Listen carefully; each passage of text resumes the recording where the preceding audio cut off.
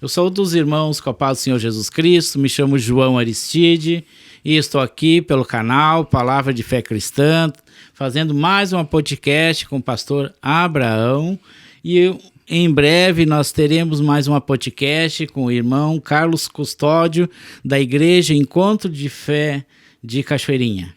Então, gostaria então de iniciar essa podcast com um versículo que se encontra em Romanos, capítulo 9, versículo 39. Nem a altura, nem a profundidade, nem alguma outra criatura nos poderá separar do amor de Deus, que está em Cristo Jesus, nosso Senhor. Então é uma palavra maravilhosa, né? Que o Senhor Jesus venha abençoar a cada um, né? Pedimos então que você venha compartilhar, venha se inscrever para cooperar então com esse canal, que esse canal venha a crescer, né? Que nós venhamos a continuar levando a palavra, né, a toda pessoa que precisa, né, e queira ouvir a palavra de Deus. Eu fico feliz com a sua presença, muito obrigado, né, por ter aceitado o convite, né? Então que o Senhor Jesus venha te abençoar. Aí vamos dar início da nossa podcast. Boa tarde, irmão João, boa tarde a todos que nos ouvem. Quero dizer da minha alegria, minha satisfação, uma honra, viu? Esse Amém. Convite recebo como uma honra, e naquilo que nós puder somar, nós vamos somar para a honra e glória de Jesus. Amém. Se der, já pode começar orando então. Então vamos lá. Senhor Deus e amado Pai, glória e graças te damos pelo dia de hoje, pela tua bondade, pela tua misericórdia, pelo teu amor e o teu perdão. Estamos reunidos na tua presença, queremos honrar o seu nome, queremos lhe pedir que a tua vontade seja feita aqui na terra como está proposto no céu para esse dia, e que possamos ser instrumento nas tuas mãos para alcançar e tocar aquele que nos ouve. Em nome de Jesus. Amém. Amém. Amém. Para que vida seja edificado através do seu testemunho, você pode então começar a falar algo da sua vida. Eu sou de uma família de pastores, meus pais eram pastores, tenho tio pastor, irmã pastora, e na verdade a minha história começa lá na infância. Eu não lembro bem a idade, mas eu lembro assim que a minha mãe, ela orava muito, ela gostava muito de orar assim, ela não tinha momento, Deus chamava ela aí, eu era muito assim da minha mãe, muito de estar junto com ela. Eu me lembro um dia assim que eu fui orar, ela foi orar, eu fui junto, eu me ajoelhei, eu tô ajoelhado ali, daqui a pouco eu peguei no sono, criança, dormi. Aí daqui a pouco ela acordou, ela me acordou, eu vi que ela estava chorando e ela me abraçou, e eu disse, o que houve? Falei assim para minha mãe, né? Fiquei um pouco assustado. E ela disse assim, eu parei de orar e fui te acordar e tu não acordava. E eu disse, Deus, tu levou o meu menino, traz o meu menino de volta, devolve o meu menino. E Deus disse assim, ele não está morto, Deus falou para ela, né? E ele não é teu, ele é meu. Eu vou fazer dele um pastor. Amém. Aí eu fiquei com aquilo no coração, eu não me lembro, era criança, e aí fui crescendo com aquilo no coração e sabendo que ninguém frustrava os planos de Deus. Mas na nossa família, toda ela mexe com transporte. Já o meu avô, em 1920, já era muleiro, não existia caminhão na época. Meu pai foi o precursor de trabalhar com caminhão, então toda a família, irmão, sobrinho, quase toda a nossa família mexe com transporte. Eu também fui para a mesma área do transporte. Fui ali no transporte, trabalhando. E nesse meio tempo, quando eu casei em 99, então eu fiquei um pouco mais firme assim, na questão da fé, junto com os meus pais. E então a minha mãe já naquele propósito, aguardando que aquilo se cumprisse. E eu ficava de diácono, era diácono na igreja, nesse meio tempo, 2000, 99, 2000. E uma coisa interessante que aconteceu, primeira vez que eu preguei, na verdade a segunda, mas a primeira vez assim que eu preguei me marcou, eu cheguei de viagem e o nosso prédio em cima da igreja. E aí eu tive um sonho assim, que a minha mãe batia na porta, eu abria a janela, olhava para baixo, via ela, e ela dizia, posso entrar? E eu ia lá abrir a porta e dizia, benção, mãe. Ela dizia, Deus te abençoe, eu só quero subir tomar um cafezinho? Ela disse, sim. A gente subia, tomava um café, no final do café ela dizia assim para mim, no sonho, ela dizia assim, você vai trazer a palavra hoje. E eu fiquei surpreso e acordei com aquele sono. Imagina. Acordei do sonho, que para mim, fui me lavar, daqui a pouco eu vejo a batida lá na porta. Eu disse, não pode. Abri a minha janela, olhei, era minha mãe, lá na porta. Eu disse, não pode. Aí eu disse, a senhora quer subir? Quero. Eu desci a escada. Eu disse, benção, mãe, Deus te abençoe. Ela disse, não, Deus te abençoe, meu filho. Só quer subir tomar um cafezinho? Quero. A gente subiu, ela perguntou, como é que foi a viagem? Foi bem, graças a Deus. A gente foi conversando, tomando um café. Antes de sair, ela olha para mim e disse assim, a palavra é contigo hoje. Eu disse, não pode. E eu não disse para ela que eu tinha sonhado aquilo. Teve uma visão, né? Tive uma visão e ela estava orando embaixo na igreja. Eu penso assim que o anjo desceu ali no meu quarto, veio no meu sonho e desceu lá e conversou com ela. E eu disse assim, mãe, mas eu sou todo errado, sou pecador, como é que eu vou subir num altar para pregar ou para falar alguma coisa? Ela disse, não sei, meu filho. Ela falou, né, é contigo. Ela disse, o culto é às 20 horas. Tu tem tantas horas para te pedir perdão, te consertar com Deus. E eu disse, meu pai. E eu fui me enrolando, deu 6 horas, ela me ligou. Tudo certo? Eu disse, pois então, vou falar com a senhora. Aí eu fui falar com ela, disse, mãe, não tem como a senhora falar com Deus para me aliviar dessa, para uma próxima? Ela disse assim, deixa eu te dizer uma coisa. Olha no meu olho. Eu olhei no olho dela. Deus não gosta de covarde. Aquilo me atingiu de cheio, assim. Ela disse, eu tenho a palavra preparada. Eu tenho tudo para fazer o culto hoje, mas Deus me falou essa manhã, a palavra é com ele. E eu não disse para ela que eu tinha sonhado, eu permaneci em silêncio. E ela disse, se você vai retroceder, retroceda, é você e Deus. Fale você com Deus. Fui para minha casa, dobrei meu joelho, pedi perdão dos pecados que eu lembrava e que eu não lembrava. Eu disse, Senhor, e agora? E aí eu comecei a orar, Deus me deu Atos 9, a conversão de Saulo, caminho de Damasco. Foi a palavra que ela me deu. Eu fui, preguei. Eu tinha uma frustração, porque quando ela me disse que eu ia ser pastor, eu era criança, nós tínhamos uma congregação que chamava Campo da Bênção. Ela disse assim, quem quer trazer a palavra? E eu pensei, bom, já que eu vou ser um pastor, eu levantei a mão. Só que eu era uma criança. E eu não saí do chão, irmão João.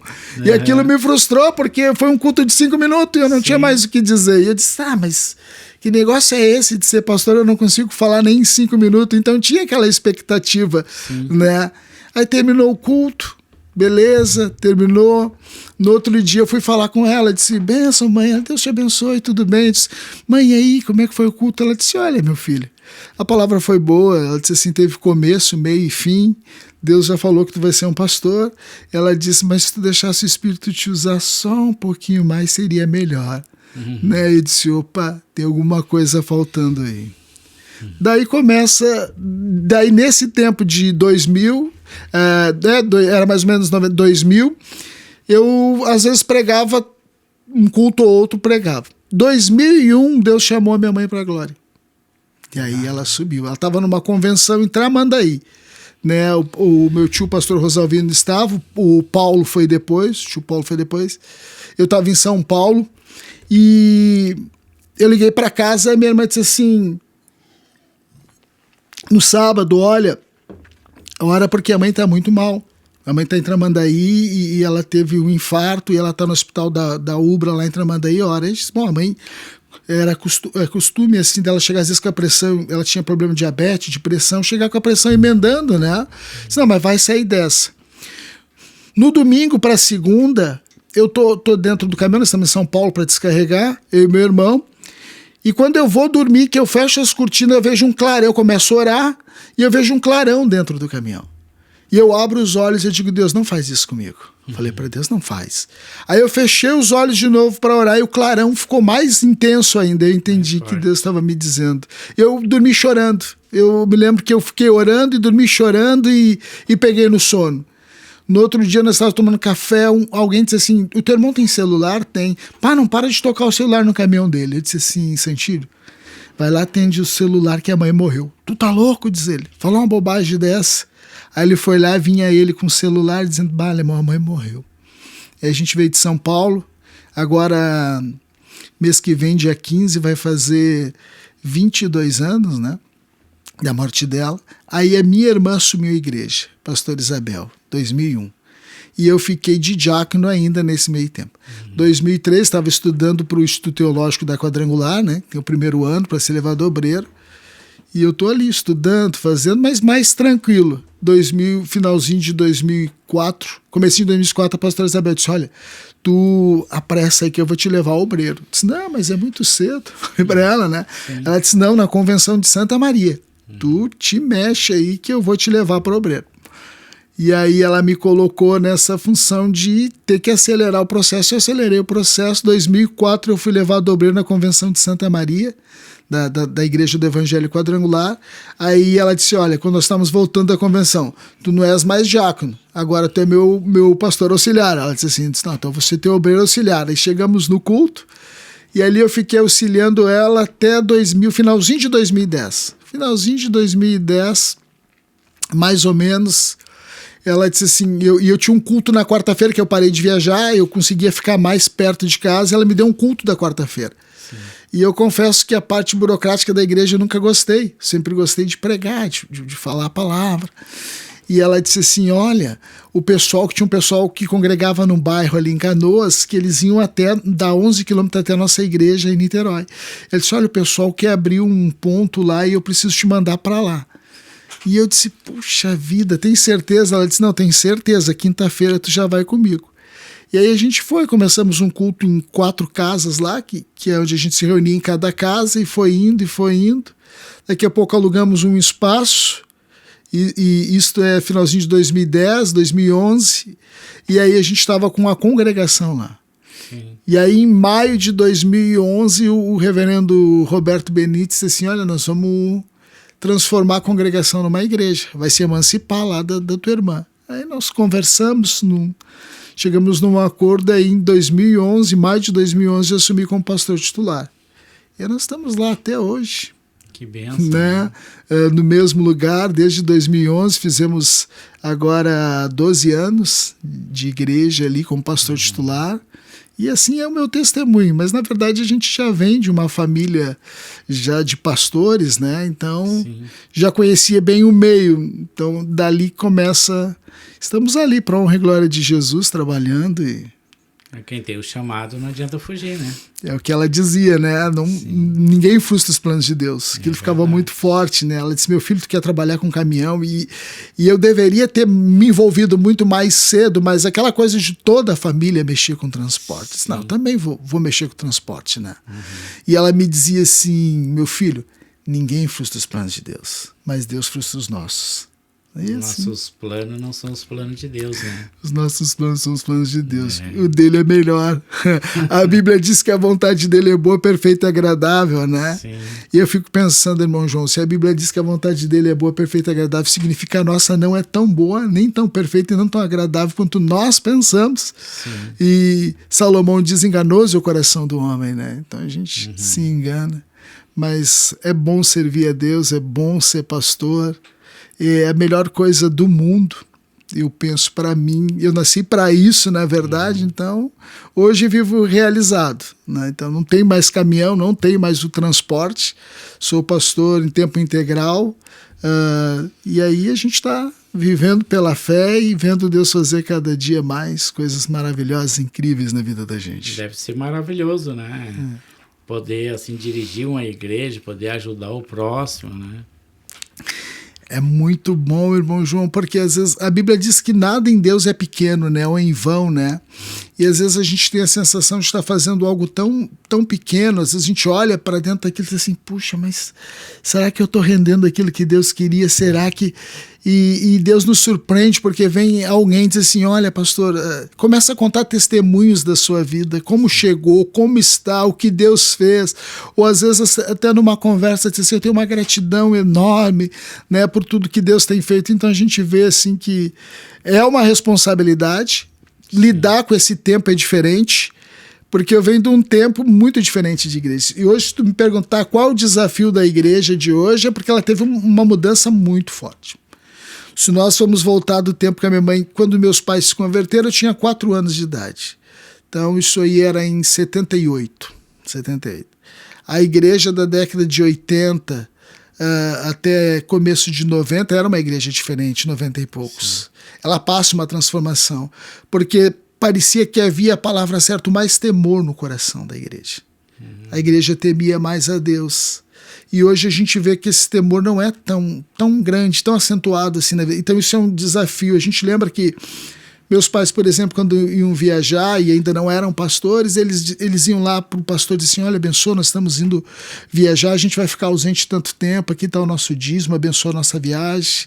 Sim. Havia aquela reverência, aquele temor, né? Hoje a gente não encontra. Eu me lembro que a gente era criança arteira, fazendo arte na igreja. Se um diácono pegasse a gente pelo braço e trouxesse até o pai, a gente dizia, quando chegar em casa tu vai ver. Hoje a gente não vê esse temor. Hoje a pessoa diz, não vou vir mais na igreja porque trataram meu filho dessa forma, minha filha dessa forma. Então esse é um desafio para hoje, né, da igreja, do temor da igreja que tinha. Então a gente que acompanhou aquele tempo da igreja, outra coisa também que a gente estranha muito, os louvores daquela época, irmão João. Os louvores daquela época eram louvores cristocêntricos. Sim. Nos ensinavam Jesus, nos falavam sobre isso. As pregações eram sobre o reino, como viver o reino, e o temor fazia parte disso. Como viver o reino de Deus, era isso que nós éramos ensinados. Olha, o reino de Deus, ele é assim, né? O reino de Deus tem um padrão, ele é um reino, ele tem um padrão para ser vivido. E hoje não, hoje parece que a gente é mais ensinado para viver o reino dos homens, o reino de hoje. Então a gente vê os louvores, em vez de serem cristocêntricos, é o homem no centro. É a minha virada, é o meu milagre, é a minha bênção. E nós olhávamos assim, subo o morro, desço o morro carregando a minha cruz, mas não deixo de louvar o meu Senhor Jesus. A luta vem e passa, não desanime não. Quem crê em Jesus Cristo já tem a salvação. Então os louvores e a pregação já nos levavam a dizer, olha, no mundo tereis aflição, mas tem de bom ânimo. A nossa recompensa está no céu. Por aquilo que o homem briga hoje aqui na terra, Deus diz, não é nada lá no céu. Porque o que o homem mata e morre hoje? Pelo ouro. Sim. A gente vive pelo ouro nessa terra. As pregações nos induzem ao ouro. Aí a Bíblia diz que é ruas de ouro. Aí Deus diz assim, o que vocês matam e morrem lá, vocês vão andar por cima. O valor é vocês. Vocês estão acima do ouro. Vocês estão acima da prata. E a gente não consegue ter essa percepção. Então esse é um desafio para a igreja hoje. A gente entra na década de 90 e poucos para frente ali, entrando 2000, eu vejo que dá uma virada na questão da nação. E isso é um desafio, a gente trazer a igreja de novo a amar o reino, a amar o céu. Se a gente for ver a igreja, todo mundo quer ir para o céu, mas ninguém tem pressa, não quer sofrer. Se alguma coisa é pregado que nos contraria, a gente não gosta. Então esses são os desafios de hoje que a gente tem. Sim. E se Deus nos colocou para esse tempo, eu penso que Ele nos capacita para esse tempo. Mas esse eu penso ser um desafio da igreja desse tempo. Eu não imaginava, quando criança tinha um padrão, um modelo de pastor. Né, eu me lembro que eu era criança, eu imitava o pastor, né? Eu ficava imitando os fundos musicais, ele tocava, orava, eu pensava, vai ser esse padrão. Aí quando chega a minha vez de ser pastor, eu vejo, não, é diferente. A gente tem que ter uma forma de adequar esse momento. Nunca foi tão preciso a sabedoria e o discernimento para a vida de um pastor para lidar com o tempo atual, irmão João. Verdade. E nesse momento nós estamos vivendo essa guerra de Israel.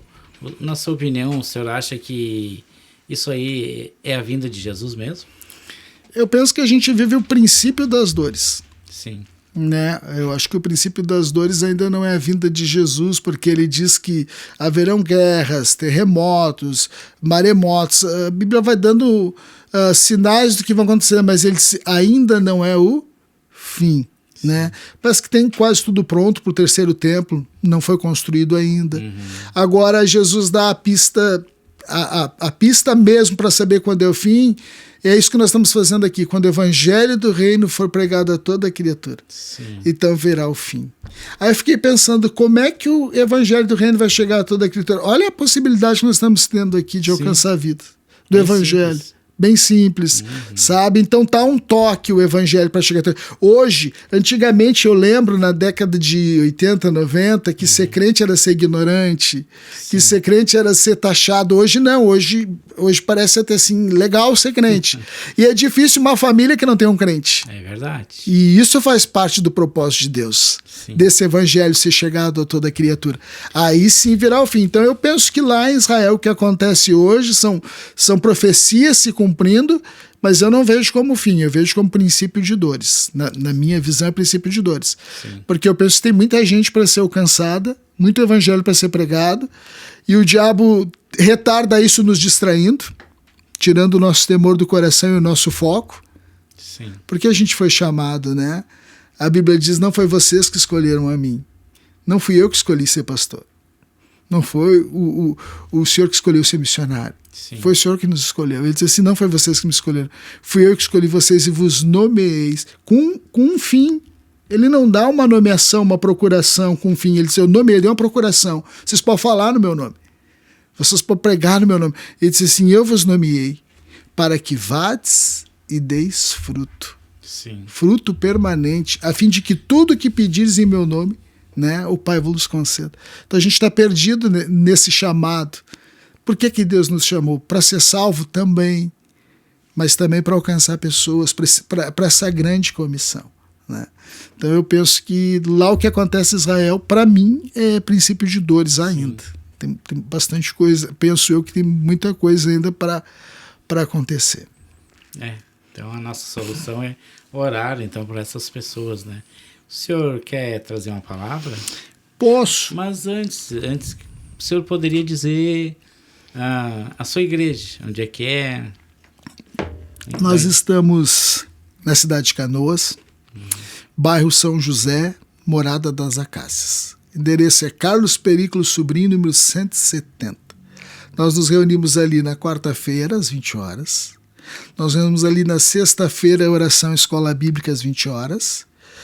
Sábado, grupo missionário de homens, às 20 horas. Só no domingo que o nosso culto é às 19 horas. Sim. Então, no domingo é às 19 horas. Mas nossa programação funciona de domingo a quarta, mais ou menos, nossa programação. Quinta-feira tem juniores, sexta-feira oração, sábado, grupo de homens e domingo, nosso culto da família. Qual o nome da igreja mesmo? Igreja do Evangelho Quadrangular. É a 7ª igreja do Evangelho Quadrangular. Se algum irmão mora lá em Canoas, perto desse endereço, e quiser então fazer uma visita para o pastor Abraão, seja bem-vindo. Eu costumo dizer, quando tem visitante gostou, volte. Se não gostou, volte de novo. E essa é uma experiência que eu tive. Eu fui numa pizzaria lá em Canoas e eu não gostei. Uma pizzaria boa até, eu não gostei. Daí a minha esposa e minha filha disseram, não gostou. Aí nós fomos num outro evento, eu disse, mas lá de novo, vamos. Aí eu fui a segunda vez, eu não gostei. Eu disse, não pode.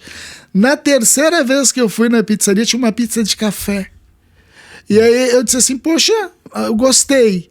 Então na terceira vez eu pensei assim, poxa, será que as pessoas também não vêm na igreja? Eu não gostei. Eu disse, não, vou pedir para eles virem mais vezes, porque a minha experiência da pizzaria também foi na terceira vez que eu gostei. Então eu digo assim para o visitante, se você gostou, volte. Se não gostou, volte de novo. Né? Talvez você vá gostar. Assim vai como que eu gostei. Tocado, né? Vai que tem a pizza de café lá, né? É verdade. Café com fé.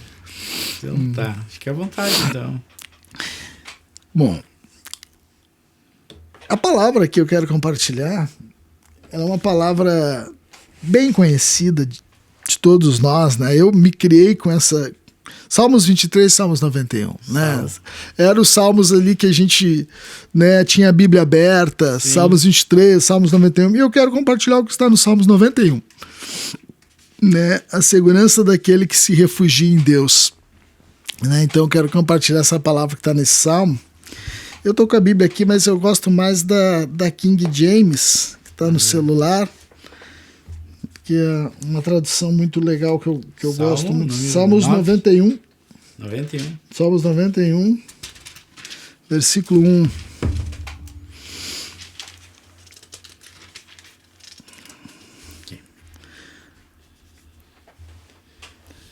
Salmos 91. Bem, você que está nos ouvindo, quer nos acompanhar, abra sua Bíblia no meio e você vai estar no livro de Salmos. Salmos 91 diz assim: aquele que habita no esconderijo do Altíssimo, à sombra do Onipotente descansará. Direi do Senhor, Ele é o meu Deus, o meu refúgio, a minha fortaleza, e nele confiarei. Porque ele te livrará do laço do passarinheiro e da peste perniciosa. Ele te cobrirá com as suas penas e debaixo das suas asas estará seguro. A sua verdade é escudo e broquel. Não temerás espanto noturno, nem seta que voe de dia, nem peste que ande na escuridão e nem mortandade que assole a meio-dia. 1000 cairão ao teu lado, 10.000 à tua direita, mas tu não serás atingido. Somente com os teus olhos olharás e verás a recompensa dos ímpios. Porque tu, ó Senhor, és o meu refúgio, o Altíssimo é a tua habitação. Nenhum mal te sucederá, nem praga alguma chegará à tua tenda. Porque os seus anjos darão ordem ao teu respeito para que te guarde em todos os teus caminhos. Eles te sustentarão nas suas mãos, para que não tropece com o teu pé em pedra. Pisarás o leão e o áspide, calcarás aos pés o filho do leão e a serpente. Pois que tão encarecidamente me amou, também eu o livrarei, pô-lo-ei num alto retiro, porque conheceu o meu nome. Ele me invocará, e eu lhe responderei. Estarei com ele na angústia, livrá-lo-ei e glorificarei. Dar-lhe abundância de dias, e lhe mostrarei a minha salvação. Amém. É lindo assim. Esse é o salmo dos crentes, né? Eu me lembro que as pessoas diziam, né? Ah, mas o que adianta uma Bíblia aberta? As pessoas falam isso, né? O que adianta a Bíblia aberta em cima de uma mesa? Adianta alguma coisa? Eu disse sim. Ah, mas a Bíblia, se não for lida e colocada em prática, é só um livro. Não, ela nunca será só um livro. Ela pode estar aberta ali, a página amarelada, ela é a palavra de Deus, ela é poderosa. Eu não consigo ver, não tem efeito. Satanás sabe ler, sabe que a Bíblia está aberta, que há uma crença naquilo que está ali. Porque se ela está aberta naquele salmo, é porque diz, eu creio nesses salmos. Sim. Eu creio no poder. Então as pessoas dizem, mas a Bíblia é só mais um. Não, a Bíblia nunca será mais um livro. E a gente vê isso, me chamou a atenção, irmão João. Já vi de outras formas, nunca tinha visto de água, ok? Eu já vi carro incendiar, casa incendiar e a Bíblia está intacta. Eu já vi isso.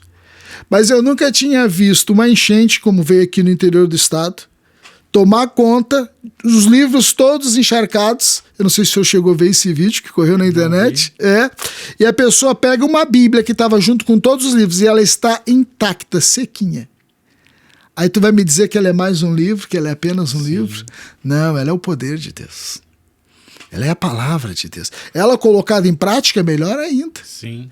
Eu costumo dizer lá na igreja, o poder de Deus é tão forte, tão grande, a palavra de Deus é tão poderosa, ela tem um peso tão tremendo na nossa vida, ela nos impacta de tal forma. Nós estamos muito mais expostos ao mundo do que ao tempo com Deus. Né? Outra coisa, voltando lá daquele tempo que a gente estava percebendo, nós ficávamos de 2 a 3 horas dentro de uma igreja. Saíamos da igreja mais 1 hora na rua, tranquilo. Hoje nós não conseguimos perceber isso. O culto, se ele não tiver 1h30 de duração, quanto mais duração tiver, a gente fica muito impaciente para estar dentro de uma reunião. Sim. Né? Isso a gente não vê hoje como se via antigamente dessa forma. Então, a palavra de Deus, nós somos expostos muito mais ao mundo e ficamos, vamos dizer, 1h30 dentro de um culto. Sim. E às vezes tem pessoas que vão 1 vez por semana, outras que vão 2 por semana, ok? Que vai dar 8 ou 4 vezes. Essas 4 vezes que você vai na igreja e ouve a palavra de Deus, ela é tão poderosa que ela consegue ser o antídoto com todo o outro tempo que tu passa fora da igreja. Sim. Para te ver o poder de Deus. Em 1 hora de culto, ele consegue te fortalecer e ele consegue te abençoar de tal forma que a gente não consegue compreender o poder. Imagina se você vai se aprofundar e se você vai entrar para dentro da igreja. Quanto mais dentro da igreja você estiver, mais abençoado você será. Sim. Quer ver uma coisa? Eu estava numa fase muito difícil mesmo, uma fase muito difícil. E eu penso até que eu estava entrando no estresse de ambiente de trabalho. E eu comecei a falar com Deus e eu disse, sabe de uma coisa, eu vou para a igreja. Eu não era pastor, era só filho, irmão de pastor. Sim. Eu vou tudo que tiver dentro da igreja eu vou. Né? Então só não ia no grupo das mulheres. O que está acontecendo na igreja? A oração, vou lá orar. O que está acontecendo na igreja? Tal coisa. E assim eu fui. Isso levou 1 mês, 2. Em 2 meses. Sim. Deus mudou as coisas assim de uma forma sobrenatural. E aí eu penso essas coisas empiricamente viram teses para mim, né? Eu disse, olha só, eu só disse assim, eu vou para a casa de Deus. Aí a Bíblia diz assim em Salmos, como são felizes aqueles a quem tu escolhe e chama para estar perto de ti, e eles serão abençoados com a bondade que há neste lugar. A casa de Deus é o lugar de bondade. Nós deveríamos ir para a igreja com esse sentimento. Pô, eu sou feliz, Deus me escolheu para estar lá. Eu tenho um encontro com Deus. Porque para o encontro nós precisamos de 3 coisas, não é verdade? Sim. Precisamos de tempo, espaço e pessoas para ter um encontro. E essas 3 coisas nós temos. Hoje, por exemplo, nós tínhamos um encontro, a gente marcou isso um mês atrás. Sim. O que nós precisávamos? Num tempo, tu disse, olha, pastor, 6h10 o senhor pode estar lá, isso é um tempo. Espaço, rua tal, lugar tal, que estamos no estúdio. Agora tem pessoas, tem um encontro. Isso é necessário. Quando a gente vai para a igreja, a gente tem o tempo, 20 horas, começa a programação da igreja, a minha começa a 20 e alguns cultos 19. Nós temos o espaço, que é a igreja, e aquele que já chegou antes da gente chegar, que é pontual, que está nos esperando, que é Deus. Então, quando a gente vai para a igreja, a gente vai para o encontro com Deus. Sim. E aí ele diz que é lugar de bondade. Por que é lugar de bondade? Porque ele já está ali, porque ele é o dono da casa, porque é ele que nos abençoa. Então a gente precisa desenvolver muito mais essas questões de olhar para dentro da Bíblia, das Escrituras, e dizer assim, poxa vida, tem outra coisa que eu percebo que a gente às vezes falha na questão do inimigo, ele leva vantagem. A Bíblia diz assim, é mais fácil, irmão João, conquistar uma cidade murada do que um irmão ofendido. Uhum. É mais fácil conquistar uma cidade murada do que um irmão ofendido. John Bevere escreve um livro chamado A Isca de Satanás. Naquele livro, qual é a isca de Satanás? Ofensa. Sim. Então o diabo olha para a Escritura e diz assim, peraí, Deus mandou escrever. É mais fácil conquistar uma cidade murada que um irmão ofendido. Está aí. Tá aí o segredo. Então é o segredo de levar o pessoal comigo.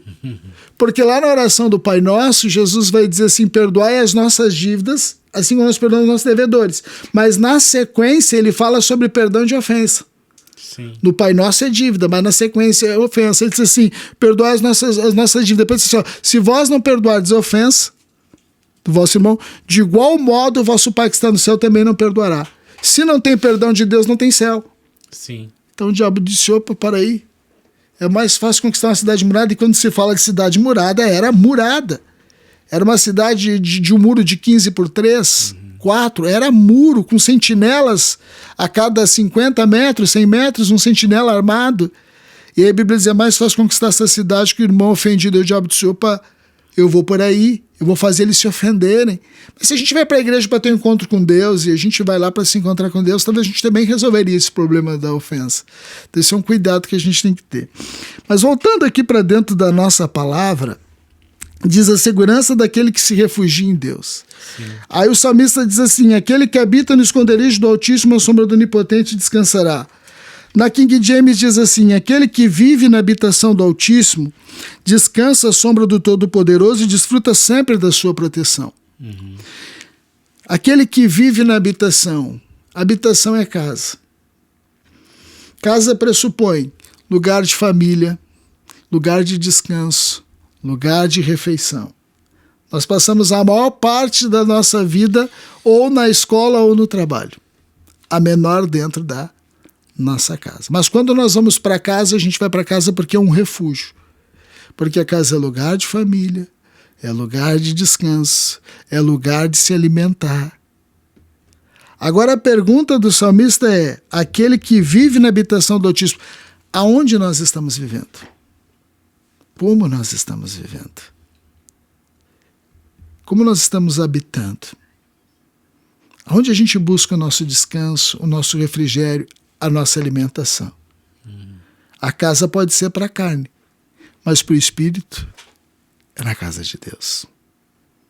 Então ele diz, aquele que habita ou vive na habitação do Altíssimo, descansa à sombra do Todo-Poderoso e desfruta sempre da sua proteção. Às vezes a gente quer a proteção de Deus. Sim. Às vezes tem uma coisa muito forte que, comparando nas épocas que a gente estava conversando antes da década de 80, 90, para que nós vivemos hoje, tem uma coisa que me chama muita atenção, o que é que faz a diferença nessa mudança de tempo, de comportamento dos irmãos da década de 80 e da década de hoje. E não mudou e não vai mudar. A misericórdia de Deus. A misericórdia de Deus estava lá na década de 80, naqueles irmãos que tinham mais temor, e é a mesma que está aqui hoje, em nós, em nossos corações com menos temor. Sim. E isso é maravilhoso. Agora, habitar na casa do Senhor é algo que nós tínhamos que nos atentar mais.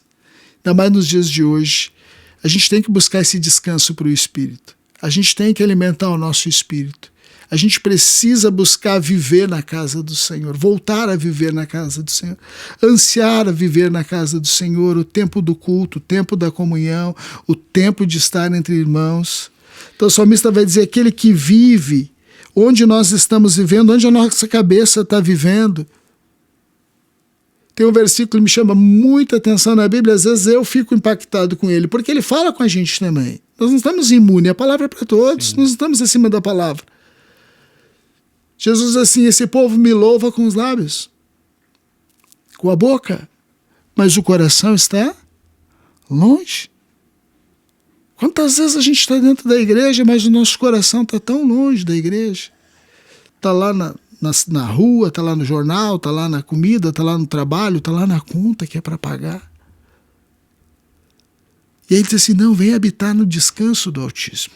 Vem para a casa de Deus, desocupa, vem carregar as baterias para enfrentar aquela maior parte do tempo que a gente enfrenta fora, sendo bombardeado por tudo aquilo que é contrário à palavra de Deus.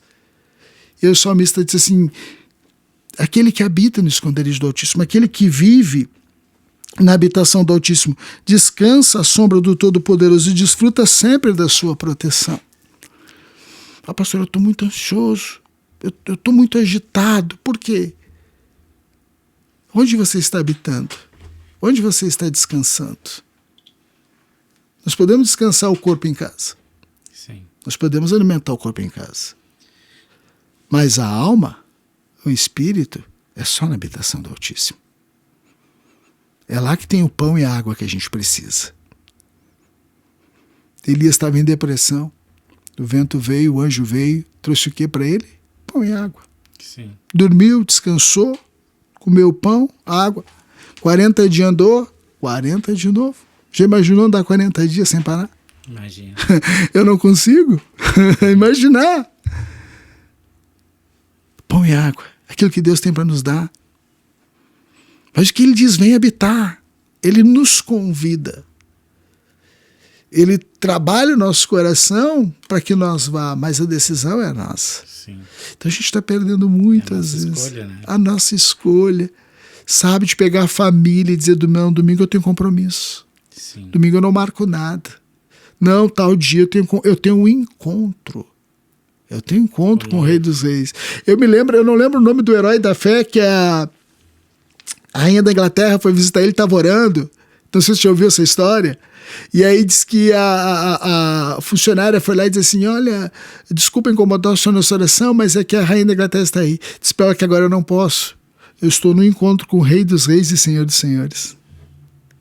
Billy Graham, não seria? Não, foi um outro mais... Não é do Billy Graham contemporâneo nosso. Eu não me lembro qual deles da Inglaterra, um dos heróis da fé da Inglaterra. E outra coisa, curiosidade que eu vi outro dia, que a rainha da Inglaterra, quando cantava Salve o Rei, né, que é um louvor, diz que ela sempre tirava a coroa dela, a Elizabeth. Uhum. E ela disse, agora, perguntar por que a senhora tira a coroa quando você ouve esse louvor? Ele disse, não, porque a minha coroa perto da coroa do Rei dos Reis não é nada. Ele é o Rei dos Reis. Imagina. Ele é o Senhor dos Senhores. É o temor. É a reverência, né? Então o salmista diz, aquele que habita no esconderijo do Altíssimo. A minha pergunta e a nossa indagação para nós pensarmos, onde eu estou vivendo? Você está vivendo aonde? Né? Às vezes você está para estar na lua, a cabeça está na lua, vive com a cabeça na lua, vive com a cabeça não sei aonde. E ele diz, aquele que vive na habitação, será que a nossa cabeça consegue viver um pouco na habitação do Altíssimo? Sim. Será que a gente pode parar tudo às vezes assim, não, eu quero pensar o que Deus está pensando sobre isso. Vou lá para a habitação do Altíssimo saber o que ele pensa a respeito do que eu estou fazendo e como eu estou vivendo. Uhum. E aí o crente diz assim, eu ando cansado, eu ando sobrecarregado, eu ando estressado. E aí nós temos o mal do século, que é a depressão. Nós temos o mal do século, que é a ansiedade. E aí o que os cientistas, os neurocientistas, os doutores médicos vão estudar? Depressão, excesso de passado. Sim. Ansiedade, excesso de futuro. Então a gente vive ou preso do passado ou no futuro. E Deus, não. Presente. Nós somos chamados para viver o presente. Sim. E a gente não vive. Diz que o inimigo do hoje é o ontem. E o inimigo do hoje é o amanhã. Que é onde a gente quer habitar. Agora, se a gente tivesse um pouquinho de tempo para fazer uma reflexão e dizer assim, cara, onde eu estou vivendo? Sim. Onde eu estou habitando? Onde a minha cabeça está? Estou nas coisas do reino ou estou nas coisas da terra? Para onde eu tenho que direcionar meu pensamento? Para onde eu devo elevar os meus olhos? Nos Salmos de Viagem, Salmo 121, o salmista diz, elevo meus olhos ao monte, de onde me virá o socorro? O que tinha lá no monte? O que estava lá em cima do monte, onde ele levava os olhos? Porque é um cântico de peregrinação. Ele subiu para adorar. Lá no monte estava o templo. Sim. Estava a casa de Deus. E os peregrinos elevam os olhos ao monte, de onde me virá o socorro? Meu socorro estou indo em direção ao meu socorro. Estou em direção à casa de Deus. É lá que está o meu socorro. Meu socorro vem do Senhor que fez o céu e a terra.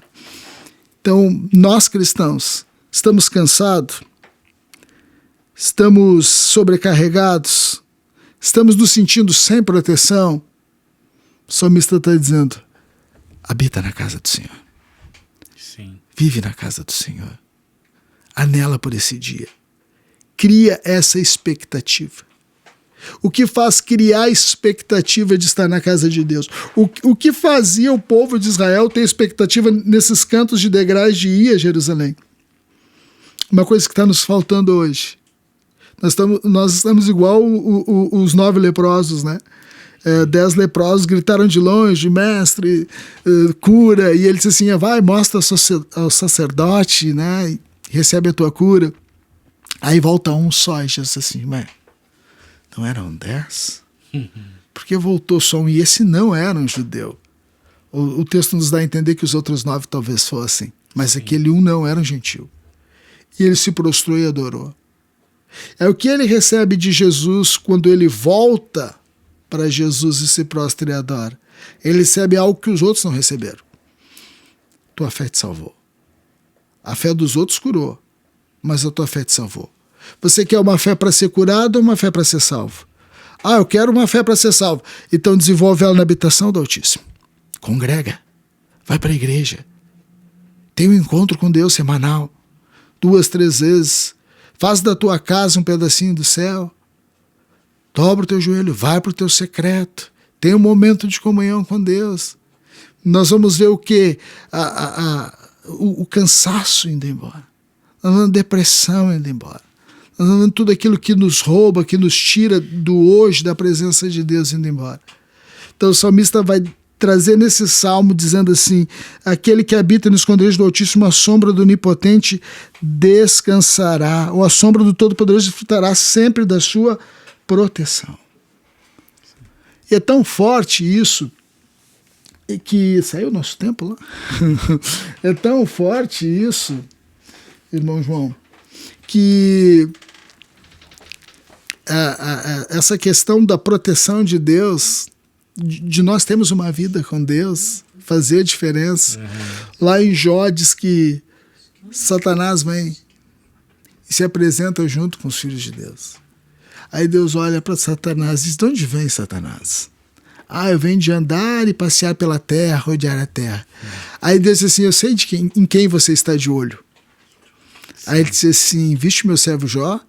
Só faltou estar escrito assim, pois bem, era sobre isso que eu queria falar. Sim. Mas Deus disse assim, viste meu servo Jó? Homem temente igual a ele não há. Aí Satanás diz assim, porventura ele te teme por nada? Não cercaste ele tudo que ele tem? Não multiplicaste os bens dele? Olha que interessante. Satanás está dizendo, há proteção em Jó. Por que há proteção em Jó? Porque havia temor no coração de Jó. Porque havia uma vontade de agradar a Deus. E aí havia proteção. Então o diabo vem e diz assim, ele é protegido. Eu tento, mas não posso tocá-lo. Então, para a gente fazer essa reflexão da habitação de Deus, nos tempos de hoje, que a gente está vivendo talvez ou o fim, ou eu penso o princípio das dores, nunca foi tão importante, tão necessário, missionário João, a gente ter esse olhar para a casa de Deus, voltar para a casa de Deus, voltar a congregar. O congregar é uma coisa tão simples. Meu pai dizia assim, Abraãozinho, o evangelho é simples. A gente que dificulta. As coisas do reino é simples, irmão João. Sim. É tudo muito simples. Nosso Jesus é muito simples. É tão maravilhoso e Ele quer nos ensinar sobre isso, sobre simplicidade. Jesus diz, graças te dou, Pai, porque ocultaste essas coisas dos entendidos e revelaste aos pequeninos. Né? E aí Ele vai dizer para eles assim, vinde a mim vós que estáis cansado e sobrecarregado, e eu vos aliviarei. Quando a gente vai à igreja, a gente vai a Jesus. Vinde a mim, vós que estáis cansados, eu vos aliviarei. Aí diz assim, o meu fardo é leve e o meu jugo é suave. Olha que interessante, o jugo para eles era doutrinas e regras, né, que todos os rabinos tinham. Jesus está dizendo, as minhas doutrinas e as minhas regras são suaves, não são pesadas. Aí ele diz assim, aprendei de mim, olha o que Deus quer nos ensinar, que sou manso e humilde de coração. Sou simples. É só ir para a igreja. Pastor, mas irmão, é só ir para a casa de Deus. Vai lá, ouve uma pregação, toma posse, assim como eu disse que Satanás faz. Ele diz, o pessoal se ofende e aí não tem céu. Então vai lá e recebe. Quando o pastor disser uma coisa, olha, Deus está dizendo, essa semana tem proteção para a tua vida. É minha essa proteção. Olha, Deus está falando aqui, se ouvires atentamente a voz, Senhor teu Deus, ter cuidado de andar, então bendito será, eu serei esse bendito. Deus, eu sei que eu não consigo, mas o Senhor pode, a Bíblia diz que o Espírito Santo está aqui, me ajuda, eu quero ser esse bendito. Eu quero tomar posse do reino dos céus, eu quero o céu, eu quero a vida eterna. Se o Senhor quiser me abençoar aqui na terra, recebo, mas não esquece de mim no céu. Sim. É tão interessante essa questão de nós voltarmos a pensar no céu e a igreja, irmão João. Jesus manda os discípulos para uma comissão. Eles voltam felizes, estão muito alegres. Por quê? Curaram pessoas, demônios foram expulsos, coisas maravilhosas aconteceram. E Jesus chama eles, senta com eles estão eufóricos com tudo aquilo. E Jesus diz assim, eu vi Satanás cair do céu. Eu sei quem está na terra. Imagina. Aí ele diz assim para os discípulos, não vos alegreis porque os espíritos se submetem, porque pessoas são curadas. Mas se alegrei do vosso nome está onde? Escrito no livro da vida. E se a gente deixar a cabeça vagar, começar a viver, em vez da habitação do Altíssimo, mas viver nesse tempo nas coisas do mundo, talvez o nosso nome não esteja lá. Sim. E aí a Bíblia diz, o que vale ao homem? Ganhar o mundo inteiro, perder a sua alma. O que mais importa para nós?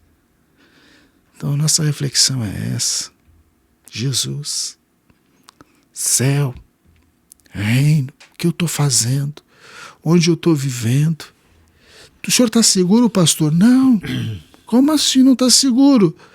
Eu amo o Sermão da Montanha. Começa no capítulo 5, termina no 7. Se nós tivéssemos só o Sermão da Montanha, nós temos tudo que a gente precisa para saber o que Deus espera de nós e como ver aqui na Terra. Lá no capítulo 5 de Mateus ao 6, começando com a bem-aventurança. Eu gosto já caminhando para o finalzinho, que ele diz, nem todo aquele que diz Senhor, Senhor, entrará no reino do céu. Mas no teu nome nós expulsamos demônio, mas no teu nome a gente fez, aconteceu, mas descuidou do nome no livro da vida. Sim. Afasta de mim, eu não te conheço. Porque a gente fez no nome de Jesus. O nome de Jesus é poderoso. E aí ele disse para os discípulos, façam no meu nome, mas não esqueça de conservar o de vocês no livro da vida. Sim. Eu li todo o texto, mas Deus me tocou nessa questão da gente parar para pensar onde a gente está habitando, qual a sombra que nós estamos descansando, se é a sombra do dinheiro, se é a sombra do trabalho, se é a sombra da família. São todas sombras boas, mas não são perfeitas. A família se desfaz, o dinheiro vai embora. Eu gosto de Provérbios que diz que assim como a sabedoria e o dinheiro trazem sombra, mas a diferença é que a sabedoria traz vida ao seu possuidor. E quando a gente vai olhar a sabedoria, é a pessoa de Jesus Cristo. Então quem traz vida ao seu possuidor é Jesus. Então onde a gente está descansando? Qual sombra a gente está descansando? Então seria essa a minha reflexão para os que estão nos ouvindo, até mesmo para mim e para nós. Sim. Pensarmos a respeito disso. O melhor lugar é a casa de Deus. Não tem outro. O salmista diz, né? O pardal encontrou casa, andorinho seu ninho, né?